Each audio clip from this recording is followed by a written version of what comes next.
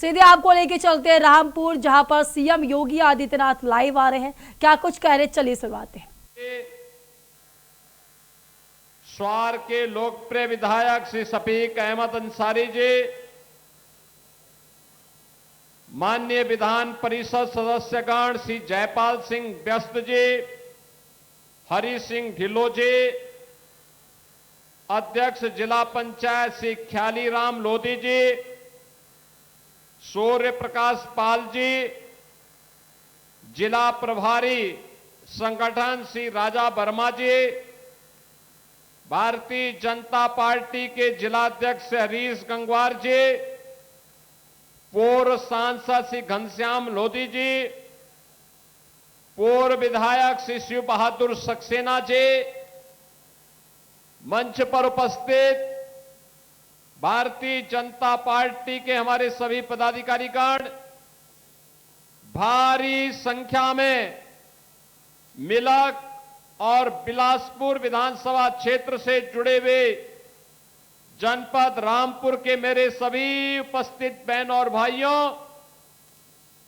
आज मुझे एक बार फिर से रामपुर जनपद की सिमिलक और बिलासपुर विधानसभा क्षेत्र की जनता जनार्दन के साथ संवाद करने का अवसर प्राप्त हो रहा है। वैसे भी अंदाजा लग जाता है कि जब मैं रामपुर में आता हूं तो यहां का मौसम एकदम शिमला जैसा हो जाता है। कल तक उमस भरी गर्मी और आज इतना शानदार सुहावना मौसम, ये रामपुर के विकास और रामपुर के उन पौराणिक स्थलों, जिस धरती ने विरासत को, सनातन आस्था को और भारत की आध्यात्मिक चेतना को एक नई ऊंचाइयां प्रदान किया है। भगवान बामेश्वर महादेव, श्री पातलेश्वर महादेव, ओम नागेश्वर महादेव, कोसी मंदिर, मां बाला सुंदरी की दिव्य आशीर्वाद से जो धरती निरंतर लाभान्वित होती है।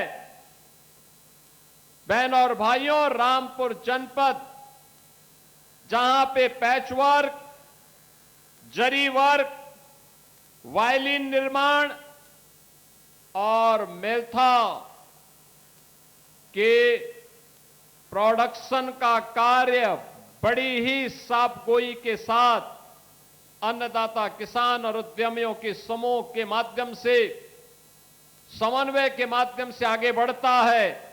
ऐसे भारत की एक समृद्ध सांस्कृतिक विरासत की प्रतीक, नौजवानों के लिए उनके हाथ को रोजगार प्रदान करने के लिए नए नए अभिनव नवाचार के साथ आगे बढ़ रहे रामपुर की इस पावन धरा को कोटि कोटि नमन करते हुए मैं आप सभी का अभिनंदन करता हूं।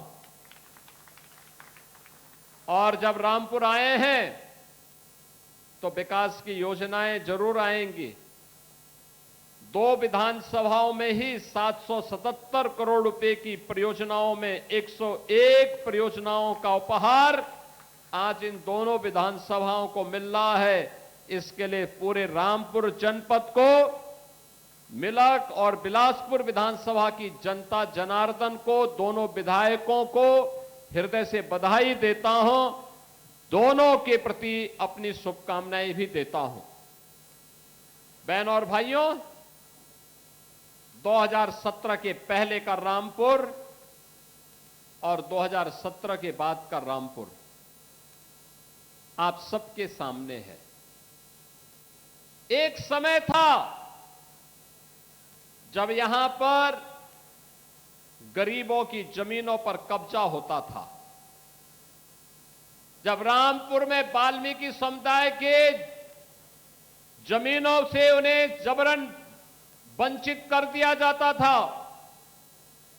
सत्ता जब निरंकुश होती है अन्याय का पर्याय बन जाती है और समाजवादी पार्टी में यहां के दलितों की आवाज को, यहां के गरीबों की आवाज को उसी अन्यायी सत्ता ने बंद करने का काम किया था। और जब भी सत्ता अन्यायी होती है, जनता जनार्दन उसको पलट करके रख देती है। और यही कार्य रामपुर से निकला हुआ यह संदेश पूरे प्रदेश के अंदर गया था। समाजवादी पार्टी की निरंकुश सत्ता को बदलने का काम हुआ। आज उसका परिणाम है कि रामपुर को एक पहचान मिली है। रामपुर विकास के पथ पर अग्रसर हो रहा है। रामपुर में विकास की नई नई योजनाएं आ रही हैं और रामपुर विकास के पथ पर तेजी के साथ आगे बढ़ते हुए नए भारत का नया उत्तर प्रदेश है। तो नया उत्तर प्रदेश के अंदर नया रामपुर भी आज पूरे प्रभावी ढंग से अपने विरासत और विकास की एक नई कार्य योजना के साथ कार्य करता हुआ दिखाई दे रहा है। बहनों और भाइयों, हमारे जब दोनों विधायक, मिलक की विधायक श्रीमती राजबाला जी के द्वारा, बिलासपुर के विधायक, उत्तर प्रदेश सरकार के मंत्री सरदार बलदेव सिंह ओलख जी के द्वारा जब अपनी बातों को यहां पर मंच के माध्यम से संबोधन दिया जा रहा था, उन्होंने बहुत स्पष्टता के साथ कहा कि विकास की कौन कौन सी योजनाएं जो पहले असंभव थी, आज डबल इंजन सरकार के कारण संभव हो पाई है। बहनों और भाइयों, आपने इन योजनाओं को संभव इसलिए बना दिया, ये डबल इंजन सरकार ने इसलिए बना दिया क्योंकि 2017 में प्रधानमंत्री मोदी जी के आह्वान पर उत्तर प्रदेश की जनता जनार्दन ने विश्वास किया। मोदी जी पे विश्वास आज इस विकास का आधार है। उन्हीं के मार्गदर्शन और नेतृत्व में उत्तर प्रदेश अब बीमारू राज्य की श्रेणी से उभर गया है। अब उत्तर प्रदेश बीमारू नहीं है, भारत की टॉप 3 अर्थव्यवस्था में उत्तर प्रदेश खड़ा है। सबसे तेज गति के साथ बढ़ती हुई अर्थव्यवस्था के रूप में आज उत्तर प्रदेश का नाम आता है। सबसे ज्यादा रोजगार देने वाला प्रदेश, सबसे ज्यादा अन्नदाता किसानों को अनुदान देने वाला प्रदेश, सबसे ज्यादा युवाओं के लिए रोजगार सृजन करने वाला राज्य,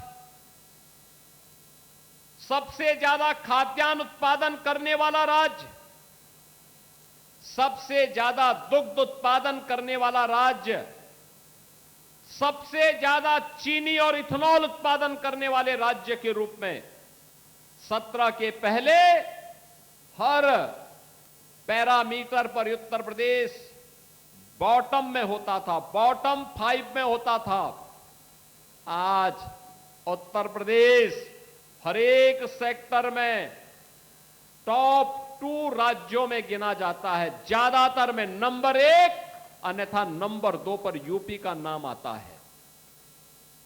बहनों और भाइयों, 2017 के पहले याद करिए, यही प्रदेश था, पहचान का संकट था।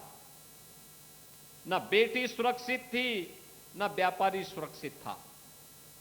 अन्नदाता किसान आत्महत्या करने के लिए मजबूर होता था। नौजवान के लिए कोई रोजगार नहीं, कोई सरकारी विज्ञापन निकलता था तो चाचा भतीजे की जोड़ी वसूली के लिए निकल पड़ती थी। न्यायालय को उस पर रोक लगानी पड़ती थी। सरकार की निरंकुश नीतियों के कारण हमारा परंपरागत उद्यम बंद हो रहा था। अन्नदाता किसान के लिए कोई स्कीम नहीं, गरीबों के कल्याण के लिए कोई योजना नहीं, विकास के लिए, सड़क के लिए, पुल पुलिया के लिए, सरकार के पास कोई पैसा नहीं। बहनों और भाइयों, विकास दो लोगों का होता था, या तो सेफई परिवार का या रामपुर के एक परिवार का। बाकी लोग विकास से वंचित रहते थे। इन्होंने सामाजिक ताने बाने को छिन्न भिन्न किया, जनभावनाओं के साथ खिलवाड़ किया, विरासत को अपमानित करने के लिए, बहन बेटियों को अपमानित करने के लिए समाजवादी पार्टी ने कुछ भी कोर कसर नहीं छोड़ी थी। बहनों और भाइयों, आज मैं कह सकता हूं, जिस उत्तर प्रदेश में विरासत का अपमान समाजवादी पार्टी की सरकार में होता था, वे कहते थे कावड़ यात्रा नहीं निकलने देंगे। उत्सव के पहले उपद्रव प्रारंभ हो जाते थे।